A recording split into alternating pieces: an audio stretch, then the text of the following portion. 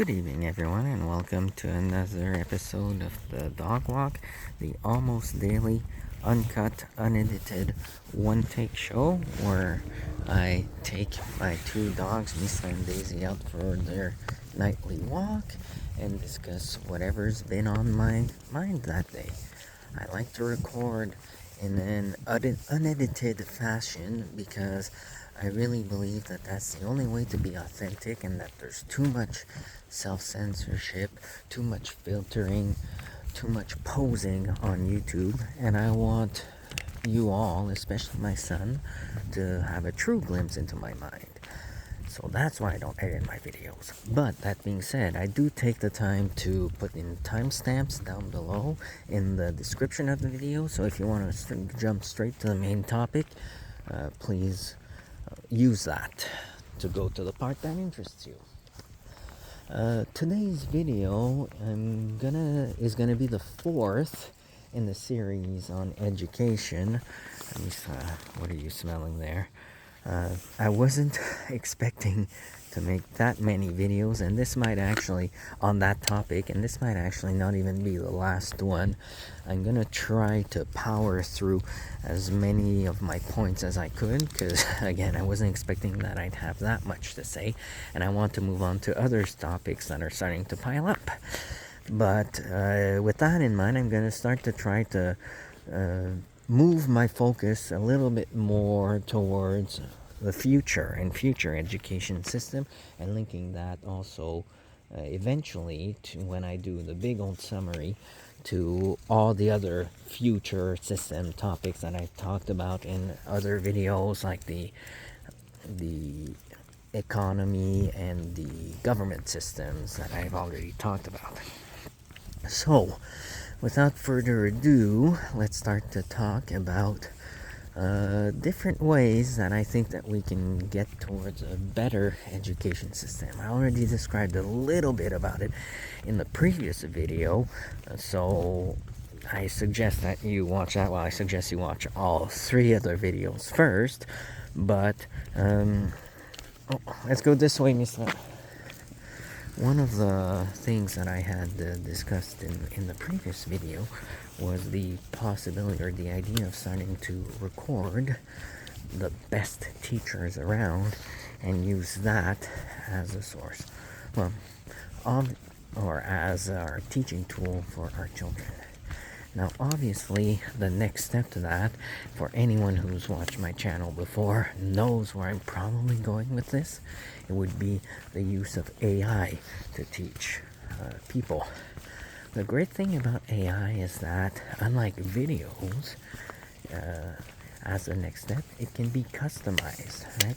It can be brought to individual concerns and learn the individual struggles, of each different student. You know, what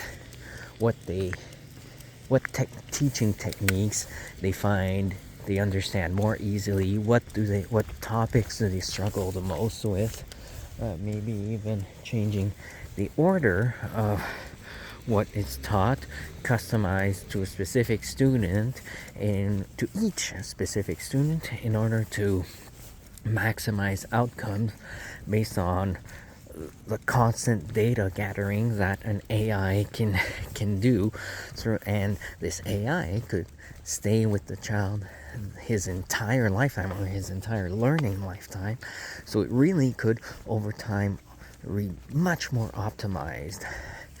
Now, if you don't want to go that far with AI, well, then you can still leverage it in order to do sort of the same functions as I described in the video of the great teachers point in the previous episode, and that would still give you the advantage of freeing up, human teachers to provide individualized feedback and just answer questions, as opposed to have to teach everything to each student. Because especially at the grade school, high school, I'd argue even university, undergrad level, I mean, there's only so many ways that you can teach someone how to read or how to count. There's only so many ways that you can explain Newton's laws, right?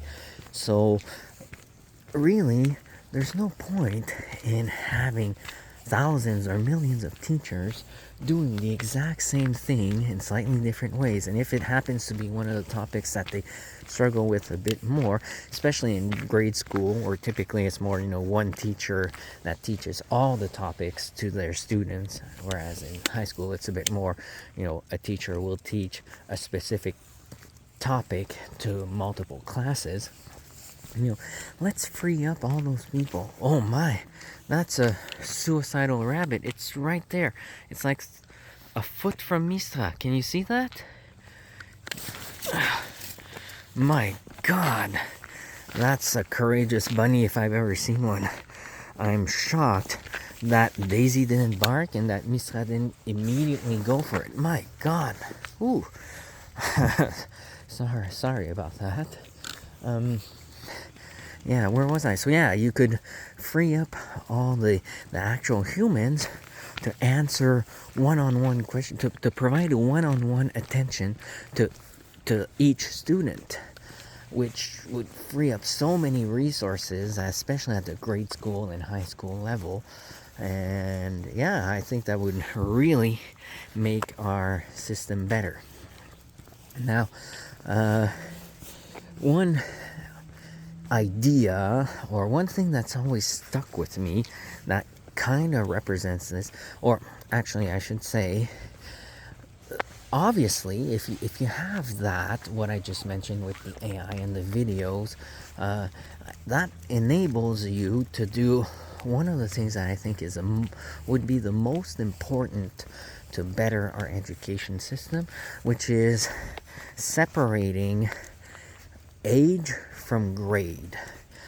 We need to individualize learning a little bit more, and it's not true that every student, every human, every person progresses at the same rate at every age. It's not true that everyone progresses at the same rate in every topic at every age, right?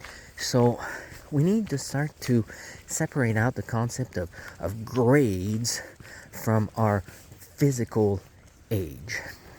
And one of the examples of that's always stuck in my mind is, and sorry for the very nerdy reference here, but the 2009 reboot of Star Trek.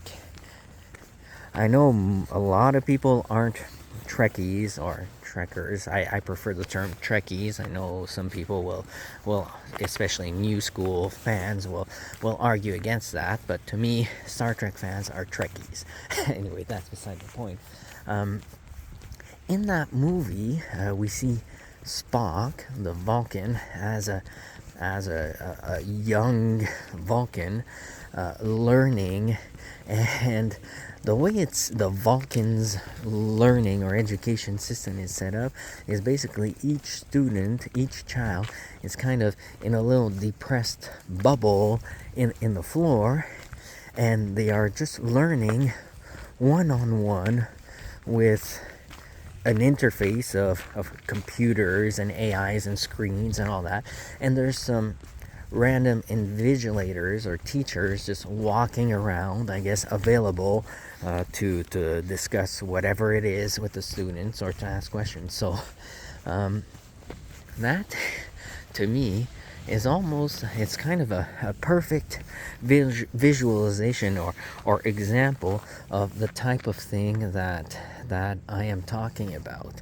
It's individualized learning at the pace of the child or the student. So if something's easy for you, you can quickly go through it.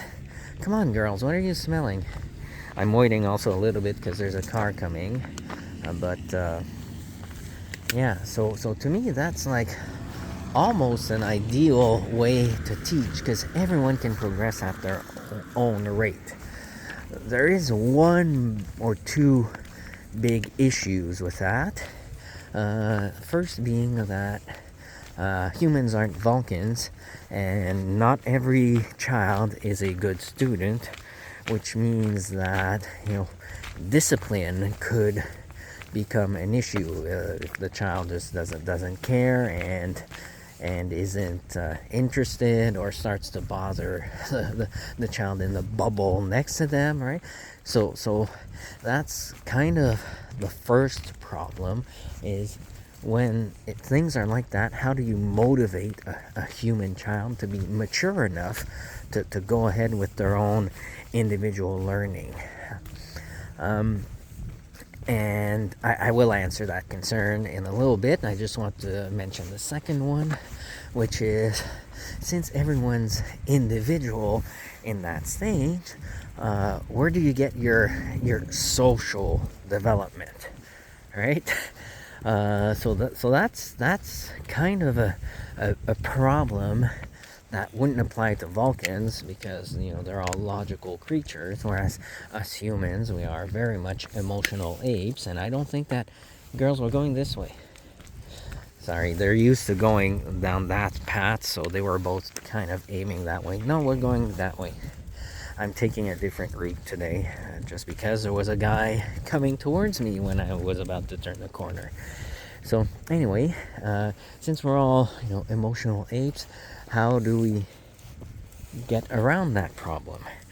And well, first of all, you could say the first and easiest answer is, instead of everyone being in bubbles, kind of use the same classroom concept as we currently have, and have the teachers now become more invigilators that are available to answer questions at all times, and blah blah blah, and everything like I said before.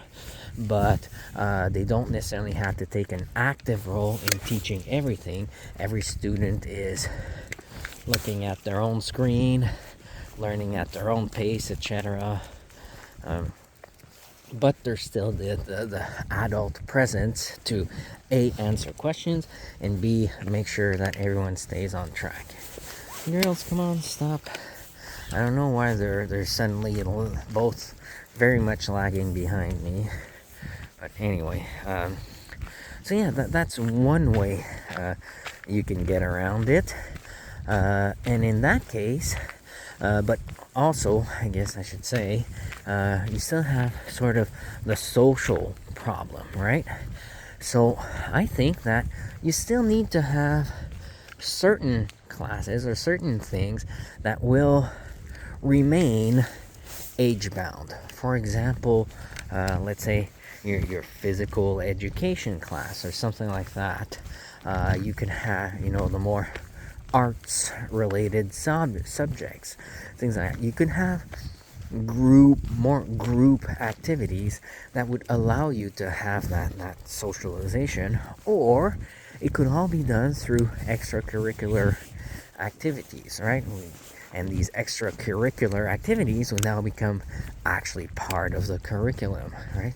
So whether it's doing theater, or being part of the soccer team, or whatever it is, right? Whatever interests you, which means that you also, oh, there's another rabbit, which also means that you will be actually motivated and interested in participating, right? So you can still get your social development that way, by doing stuff like common interests. And I say soccer team, but it doesn't have to be traditional things like that, right? It could be being part of a punk band, or being part of a freestyle rap posse. It could be being part of a League of Legends team, or a Call of Duty team, and I'll have all of that organized at the school level. So that's how you could get your social development aspect of it. Because really, sorry, the girls are pulling. Okay, and but I also think that there's still the problem of motivation, right? How do you get the kid to actually want to learn and go through his lessons? I think that the best way to do that is to quote unquote gamify learning. Instead of having grades, we should turn it. It might just be a name, but it could change everything. We could turn it into levels, right? And I'm very much like it's no secret that most kids nowadays have caught up and are fans of video games, right? Not necessarily everyone is a fan of the same type of video game, but everyone understands the concept of game. So just by saying you're no longer in a specific grade, which is only age bound, right? It could be levels, right? And you don't have to necessarily be at the same level in every topic. There could be some guidelines put in place and some minimum requirements and all that, but that could allow you to try to progress from level 1 to level 5 in maths, and from level 2 to level 3 in, I don't know, in literature or whatever it is, right? You kind of get what I'm saying. And by doing that, now kids can start to compare themselves, right? Hey, look at me. I'm a level 5 in math. Ha ha ha, you're just a level 3, right? And you kind of that way almost turn the nerds into the jocks, right? Because now you can start to quote unquote brag to your classmates of your same age about what level you're at and how much quote unquote better you are at whatever academic subject it is, compared to them, right? Because you're a level 5, but they're just a level 3, right? You're a brown belt, but they're still just a yellow belt in whatever topic, right? So you gamify learning and have levels.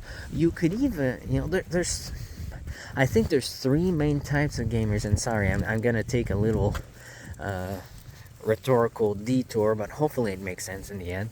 I think there's kind of 3 types of gamers, right? There's the speedrunners, whose entire goal is just to get through the game as fast as they can. There's the completion, and in order to motivate these people, it could be as easy as saying, hey, as soon as you've reached level 20 in all 5 of these topics, or all 6 of these topics, or whatever it is, you're done with school. You've passed grade school and you move on to high school level. Or as soon as you've reached level, you know what I mean? So these kids, these speedrunners, could be aiming to complete their schooling as fast as possible. And then, sorry girls, come on. So you don't no longer have, you must stay in school until you're 16 or 18 or whatever the law is in your country.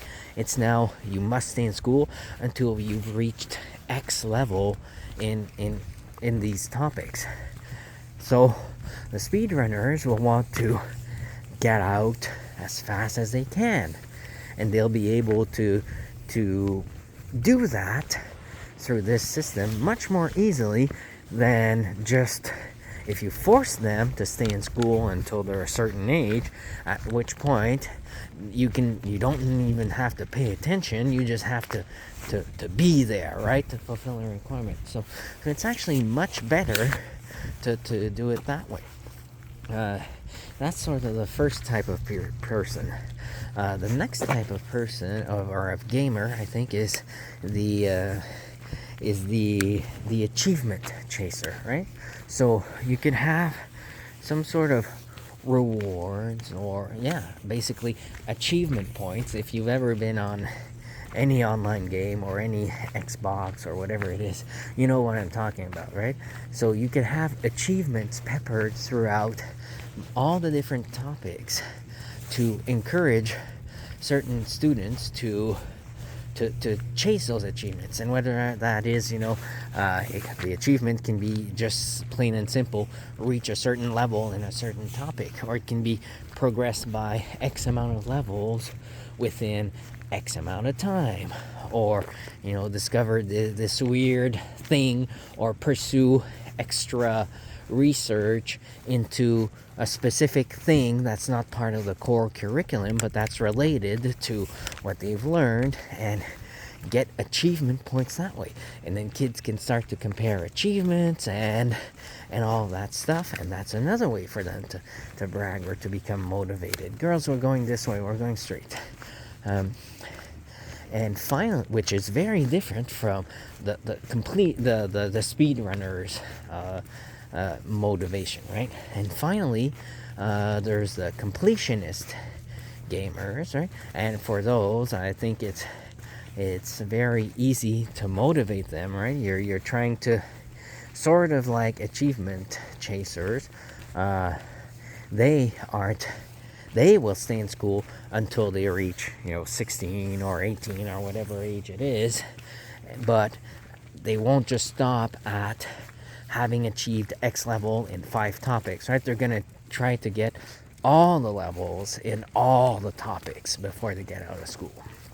So those are 3 ways that I think that you can motivate kids to actually want to learn or to actually do school, compared to right now, where really all you have to do is show up, right? Especially with these no child left behind type policies. Mista, come on, keep going. Because in my mind, when no child is left behind, every child is left behind, especially those who would otherwise be high achievers. It's the same thing as when everyone's a winner, I think no one's a winner, right? We've lost that sort of competitive spirit in North America, and that's why we're getting eclipsed by all these other portions of the world. I'm especially thinking of China, that's gonna run laps around us pretty soon, because they have a very competitive system. I can't start to explain everything about the Chinese education system, but basically I just say that it's extremely competitive in order to get into university, to the point where people will skirt the system in order to better their odds. Like they'll actually make fake birth certificates, buy citizenship in a different province, because that province, they built their system based on the past. Do I want to go explain all of this? Very quickly, there's certain quotas for every region and all in all the universities, and you get a certain amount of spots for your region.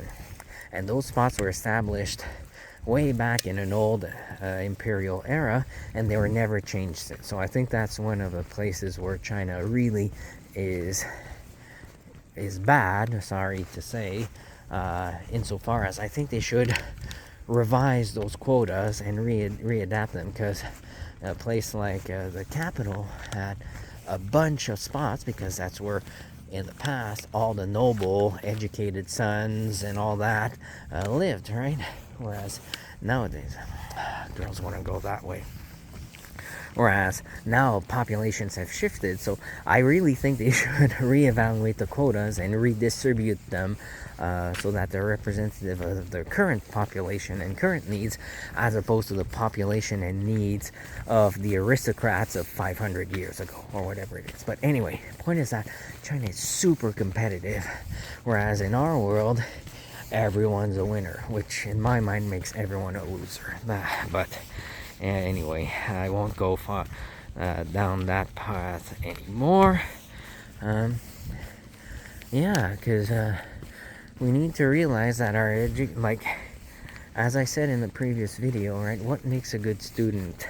Is it just nature, and some people have an innate talent, Well, yeah, I think that's part of it. But there's also the nurture aspect to it. Let's go, girls, this way. We're gonna head back home. Like, that's already another detour we're doing. Um, yeah, it's a bit of both, right? We need to realize that it's the middle path, and that's true. And we need to start to, equalize the playing field, like I said in a previous video, by trying to provide everyone the same opportunity. And that's kind of sort of the nature part of it, right? Everyone starts on the same playing field, but also we need to nurture that competitive spirit by, providing incentives for kids to learn, right? Get those achievement points, or complete speed runs through school, or get complete everything, right? That's how you motivate kids to learn. And the only way to do that is by individualizing learning and getting out of this cookie cutter industrial era mold that we've stuck ourselves in. Yeah, I think that's a lot of what I wanted to say. I don't think I'm gonna need to make another episode, especially since on education, especially since the girls keep making me do a detour, and I don't know why they keep walking behind me. It's really annoying. Mista, come on, we're going that way. But there is one thing, or I guess since I have a few minutes before I'm home, there's another thing I wanted to mention and one challenge. So the one thing I want to mention is we need to also continually adapt what topics we need to teach, right? I spoke in a previous episode about Mista, come on, let's go. Sorry about that. I don't know what's like. Smells are coming out. It's spring, so they just want to smell, and they keep getting tangled. But we need to reevaluate the curriculum in a more frequent manner.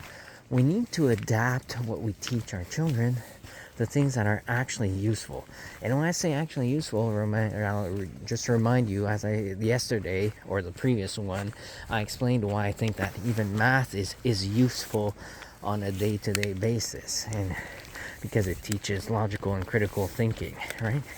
But maybe there's another way to teach that's better suited to the modern age. Or those skill sets, right? We need to figure out what's the goal of what we're teaching. Why are we teaching grammar? Why are we teaching literature? Why are we teaching history when all of that stuff can be looked up online, right? Well, I think there's a reason, but still, right? We need to understand the why, and we need to be ready to adapt, right? Because I think there's a lot of stuff that's being left out that is very important. We need to teach children about finances, especially in today's world. We need to teach children about, internet awareness. We need to teach children about, like home economy, how to cook, how to take care of your house. That's something that disappeared. We need. I argue there's even an argument for shop type class, right? Especially, but maybe not traditional shop, right? Let's go towards the future, and let's start to teach how to do 3D printing to our children. We need to talk to them about philosophy. Get them to start to think critically, especially in the world of deep fakes and all of that stuff, right? We need to adapt our curriculum constantly, and that is great. But the challenge that I don't have the answer to, so that's kind of a call to action, or another point for the education system. But my call to action, or my question that I don't have an answer to, is how do we get ahead of the curve? How do we figure out what we need to teach our children now so that they become effective citizens by the time they grow up. Effective citizens tomorrow, right? Because what you needed to teach, or what was a useful skill, let's say 50 years ago, is probably an obsolete skill today. And what's a useful skill today? I remember when I was young. We're going home, Misa. We're going home. When I was young, it was all about computers, all right? But nowadays, there's actually too many computer type too many people have gotten into that field, especially when it comes to game design. Look at all the layoffs going on. So maybe we need to figure out, hey, what's the next thing that's coming, and how do we figure that out? How do we figure out that, oh no, we really should be teaching our children about the ethics of genetic engineering, because that's the next thing, and biohacking, because that's the next thing that's coming, or right? And that one I don't have the answer to. So anyway, I think that'll close off my series on education for now. I hope you found it interesting.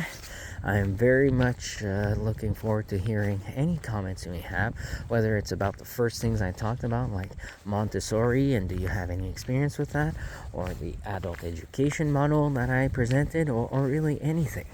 Let me know what you think, and thanks for listening again to the Dog Walk, and have a good evening.